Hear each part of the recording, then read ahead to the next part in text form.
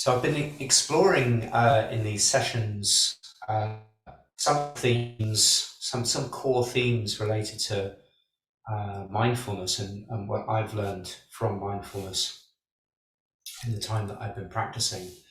And I've started to explore some of these through some quotes, through some short quotes that maybe speak to these themes. And the quote that I've chosen for this month's session is from Marcel Proust. And it's yet another one of those quotes that different versions of appear on the internet. And so helpfully, this is also one that someone has investigated its origins. And so the apparently correct version of this quote is as follows.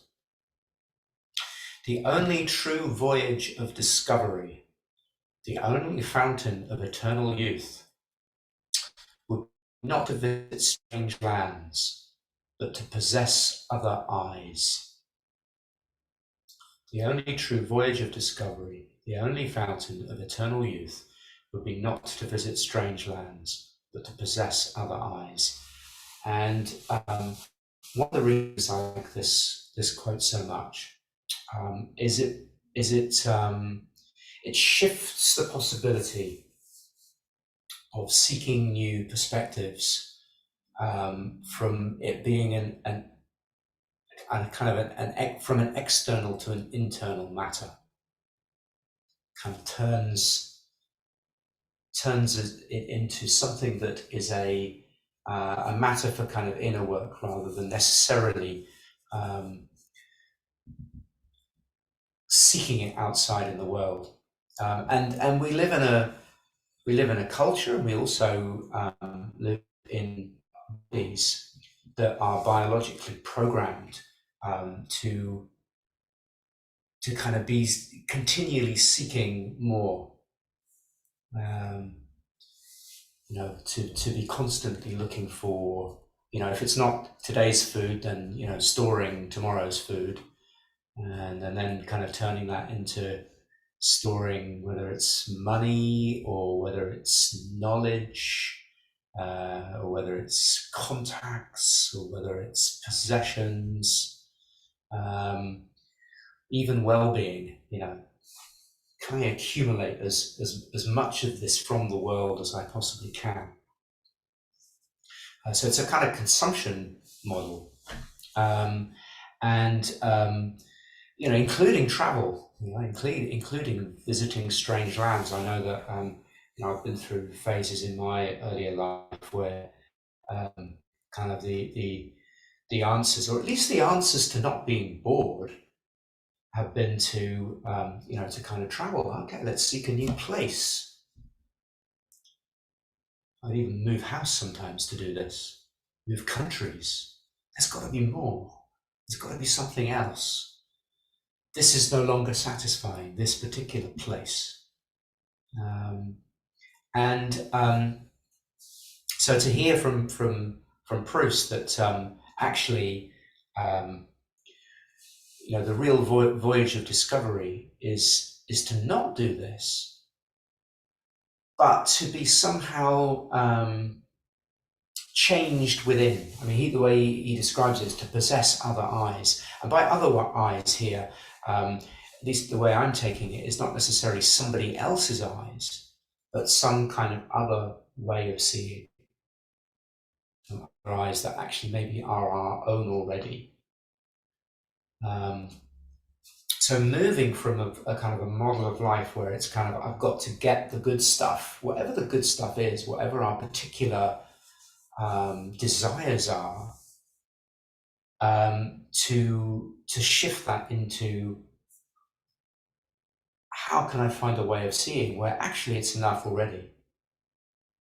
Don't have to look anymore. And I found that when I came to meditation practice, the huge sense of relief for me once I realized that actually there was this whole domain of inner being that was, to me at least, greatly fascinating and valuable to stay with and to look at and to learn from. And actually, that was pretty much the end of my wanderlust, to kind of actual physical travel. Not that I'm saying, it's in any way a bad thing to want to get to know other places and cultures and to learn um, from different places in the world. It absolutely can be. But for me, there was a kind of a quality of that sort of, I don't know, always being chased somehow by my own need for something else. And no place ever kind of filled the hole. And the hole has, to a large degree been filled kind of right where I am. And I think that's one of the great promises of mindfulness practice, is almost kind of getting what we came for, and yet we already have it. It's just kind of a pointing into this inner domain. There's actually discovery of other eyes that we already had, just didn't know how to look through them. In fact, it's the same eyes, the same mind, the same body, the same senses that we already experience, but just actually knowing how to access what they bring. And that was such a relief. Such a relief. It has been and continues to be. And still, over 20 years on, I'm yet to be bored by the human mind, and its relationships with the world, the interconnections, the way things play out, the beautiful and miraculous and amazing patterns of behavior, sometimes reactive behavior, and the capacity for turning that to chosen responsive actions and relationships. However imperfectly we manage this, and it's never perfected, but it kind of felt for me like at that point I'd come home, even though actually at that point it was deeply uncomfortable to begin with, especially. What I was connecting with wasn't necessarily stuff that was particularly pleasant, and that made it even more remarkable that somehow it felt kind of okay to be with kind of mental streams and physical sensations and environmental circumstances that had previously been intolerable to me became manageable and tolerable, because of this different way of meeting them. And that's because some very kind people taught me how to practice mindfulness. I can still remember that first evening when kind of receiving meditation instruction and really discovering kind of the possibility of relating to the kind of whir and torrent of thinking in my own mind in a way that wasn't completely identified with it and caught up in it. That was like really discovering those new eyes. So this continues in the practice of what John Kabat-Zinn calls beginner's mind. So we've been working through some of the core attitudinal foundations of mindfulness in these sessions, and beginner's mind, which means, in kind of my interpretation of it, the willingness to see that there is a newness and a nowness in every moment, the kind of freshness of the very kind of whatever it is that's being seen. Even if, especially if kind of we're waking up each morning to, a world that's very familiar, to be able to see the freshness in the supposedly familiar, that everything is different every time we meet it, every person, every object, every sunrise, is completely new and fresh. That's why it's never boring. If we can see that freshness, and indeed the freshness in our moments as well, because sometimes we can feel, so stuck, and I'll speak for myself, I could feel so stuck, or so stale, or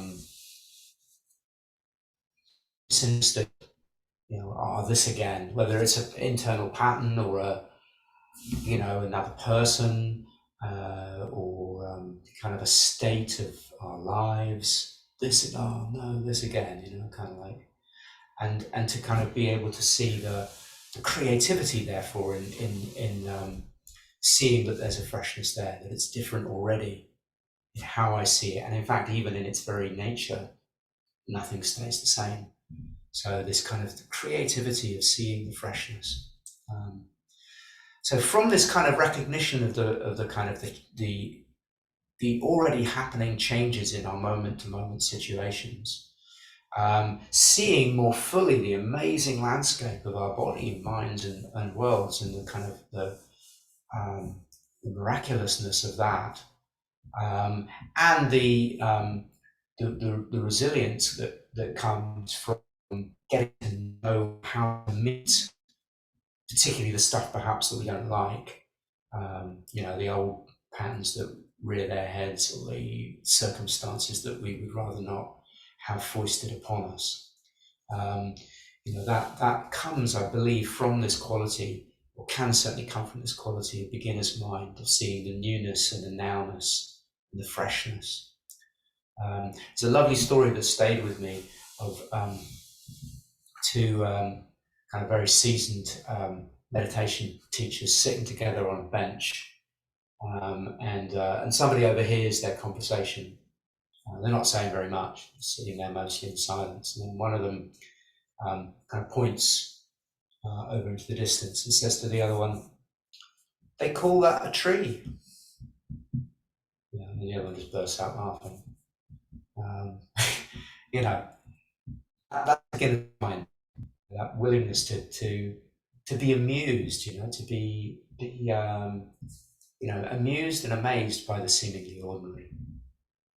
If we can start to do that, and start to practice that and continue to practice that, then actually, maybe everything becomes extraordinary.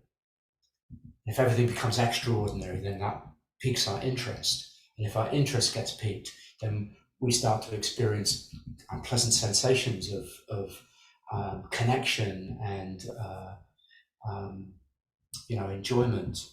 The more we experience that, the more we feel well, and the more we're able to manage the inevitable difficulties that we face in our lives. The kind of the chronic and revisiting pains and discomforts and depressions and so on and so on, life circumstances that we'd rather not have to face, but which are here. So that all can spring from this quality of beginner's mind, of actually consciously remembering, and it is a remembering for me anyway. It's so easy to kind of just drift into the automatic pilot, which for me is kind of like probably boredom and rushing, of not seeing what's okay, but focusing on what's not okay or not as enjoyable. That can sort of creep into the default unless I remember over and over to go, what's fresh here? What could be seen anew and right in the present moment? So when we practice meditation and we perhaps notice our attention wandering into our habitual thinking, patterns of thinking, or habitual reactions to what we're experiencing, whatever that is for you, like we're all going to have our own versions of it, aren't we? Whether we get bored by it, whether we get panicked by it, whether we struggle with it, whether we space it out, whether we try to grasp hold of the bits that are good. We get to learn those patterns as we go along in meditation practice. But by noticing, coming back to an anchor such as the breath or the body, some other place in the body, we're cultivating our capacity to remember to do this in everyday life, and our strength, I guess, in noticing when we get stuck and being able to bring our attention kind of unhooked from those patterns. So the way to practice it is through meditation practice, or a way to practice it. Of course, there are lots of ways to practice it. Lots of ways of staying fresh and keeping ourselves alive to freshness. But meditation practice is one way. So, how about we drop into a practice together? And I invite you first of all here to. I'm imagining most people are probably in a familiar space. You might be at home, so probably somewhere you know quite well. So could I invite you to take a look around your environment and to, with your other eyes, which of course are all still these eyes, with your other eyes to notice a familiar object that's around, something that's familiar, and to look at it and to see if you can look at it as if you'd never seen it before. Can you notice its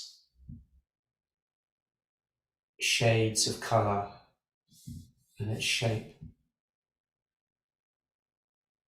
And it's perhaps the way the light's shining off it, if it is. Maybe there are shapes within the shape.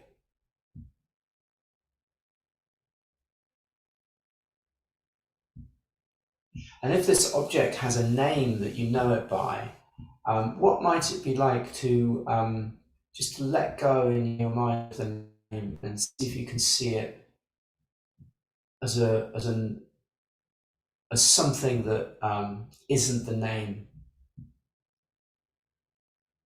Really to see its uniqueness, its freshness.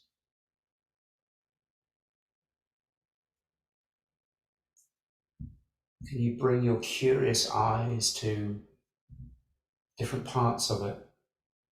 And maybe its boundaries, where it meets the air or what it's resting on.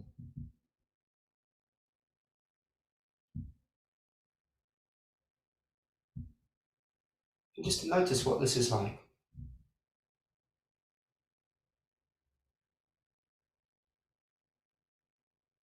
And now, if you will, to move your eyes around your space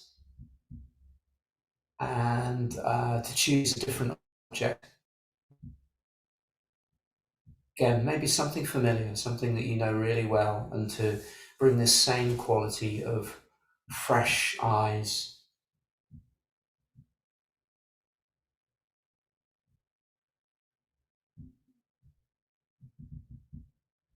See if you can really sense what you're seeing. Not the thing that you're seeing, as in not the name of what's being seen, but the actual qualities of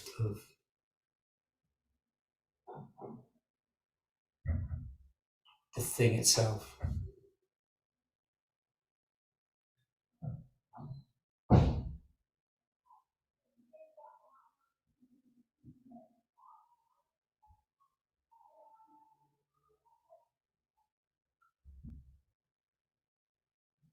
Moving your attention to a third zone in your room, a third object, or maybe it's just a space of carpet or wall. Maybe there's an area that you don't usually notice in this space. You could pay attention to. Something that's maybe usually kind of not seeming that interesting to you. You just kind of space it out. And you find a space like that in your room. And just bringing your fresh eyes to this.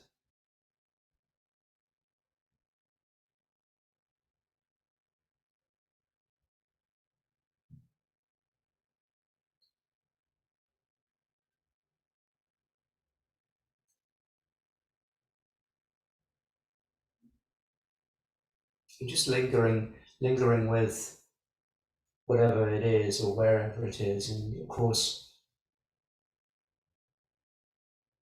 human mind being what it is, it may well wander into thinking or imagining what's coming next, or comparing this experience to another experience. And if that happens, no problem. Just acknowledging the coming online of thinking and just letting it be in the background, bringing your conscious attention back to the actual seeing itself.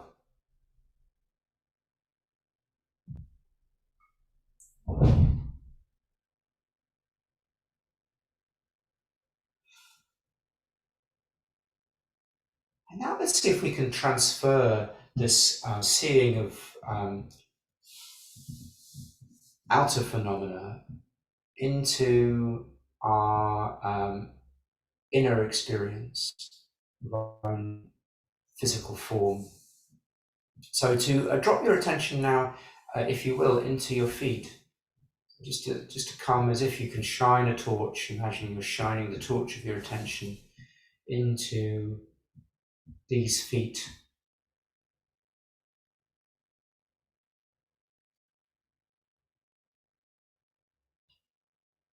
Well, I just say to yourself, oh, I call these my feet. But what is it actually you're experiencing? Can you feel the shape of these feet? And what are they in contact with in terms of texture and tone?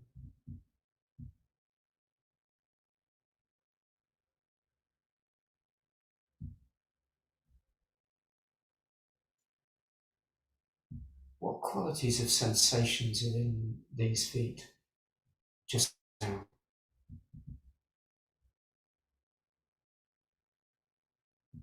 And can you bring your gentle, kindly interest to them, not needing to push away or avoid any other experiences that are happening, but to rather let them be in the background as you deliberately and gently bring attention to the feet.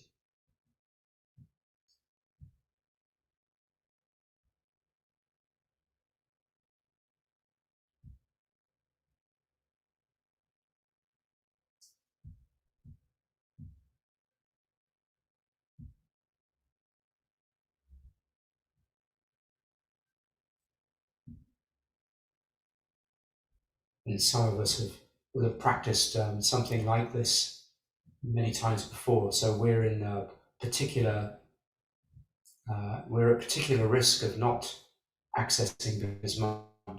So can you bring your attention to your feet completely afresh in this moment?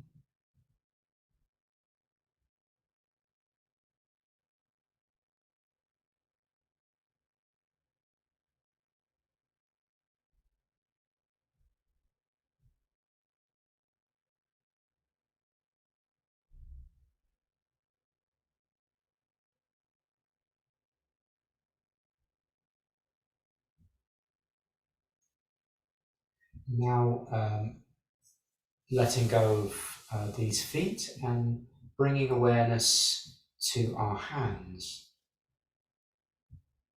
Just being interested in the change, the different experience that arises as we channel attention from one place in the body to another. Noticing how this changes our moment to moment experience. Just coming to rest with these hands. The region of the body that we call hands. What actually are they in terms of sensory phenomena? Light or heavy, or stiff or relaxed? Somewhere in between?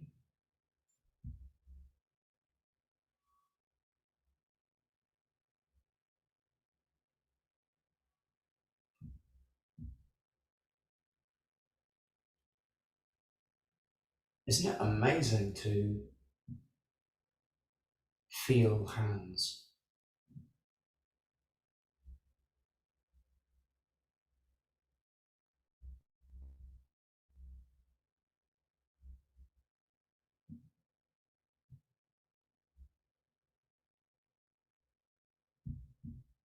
Noticing the ways that the experience of these hands are not staying the same, but perhaps there's pulsing or waves or other subtle changes that are occurring from moment to moment.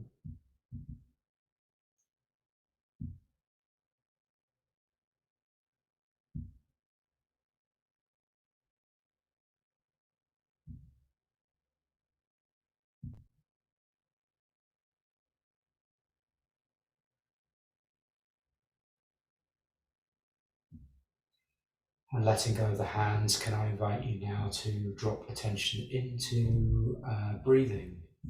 Maybe finding well, the breath in your belly, and if you want to, placing a hand on the belly.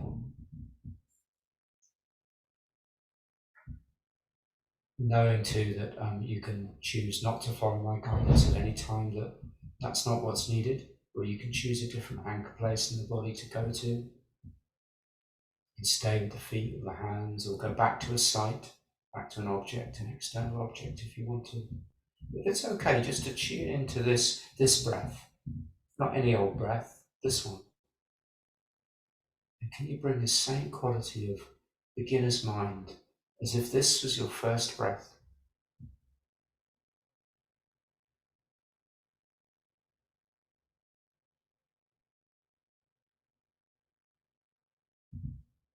You've just discovered something new.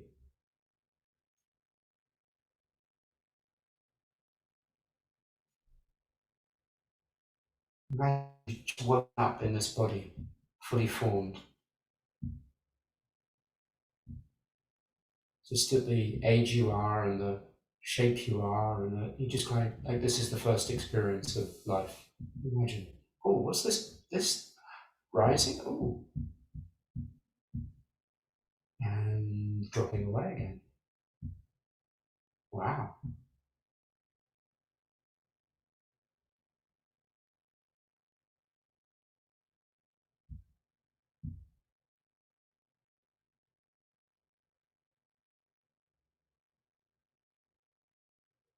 awake.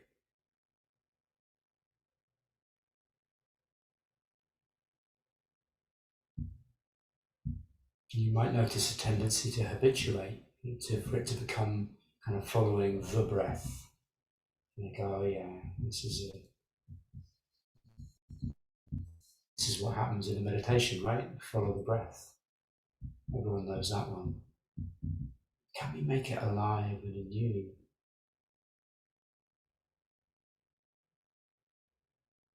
by bringing curious attention to each moment of each breath?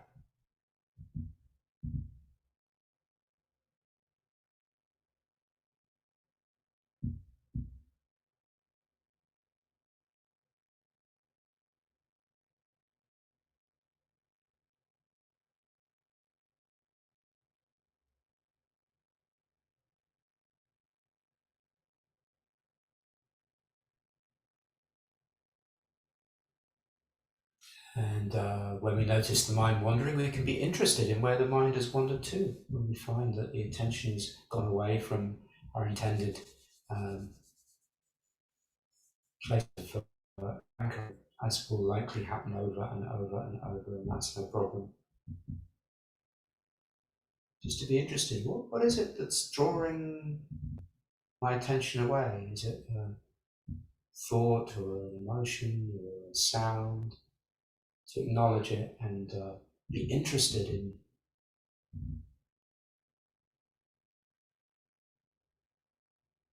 what the automatic patterns are just now, and to come back with kindness.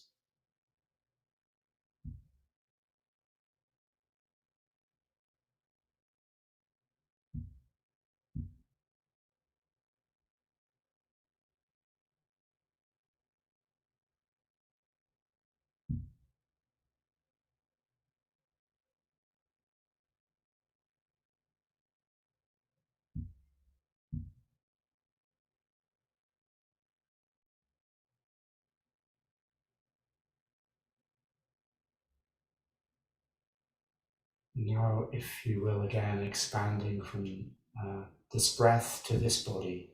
So opening up to the whole of this, the shape of your physical form, and letting the body speak.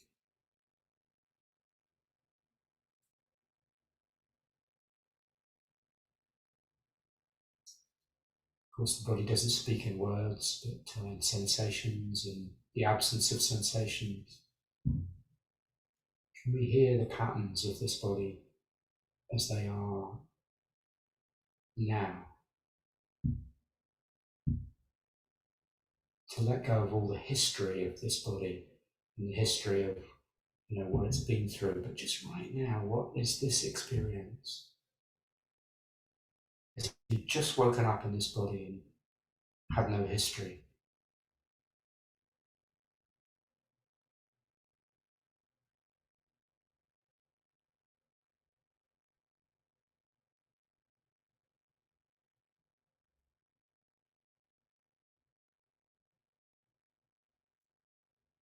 If we'd never had them before, even the unpleasant experiences would be kind of interesting, wouldn't they? What's this?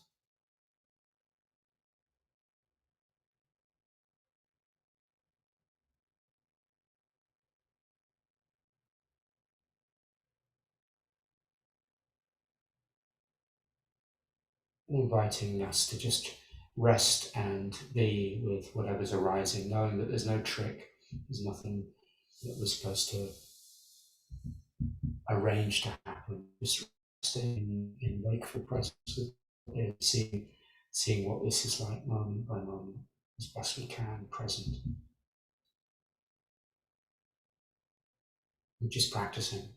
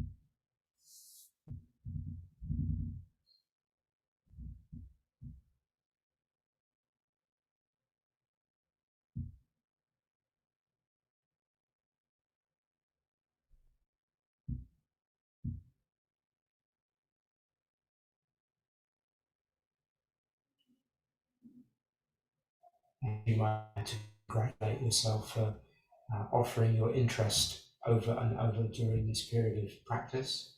And whatever it is you've experienced, trusting that each time that we come back to curiosity and beginner's mind, we are rewiring our brains and bodies in this direction, making it more likely that we'll remember it in the future and have easier access to it next time. And of course, next time is right now already, so we can keep practicing even though the bell rings for the end of a formal meditation.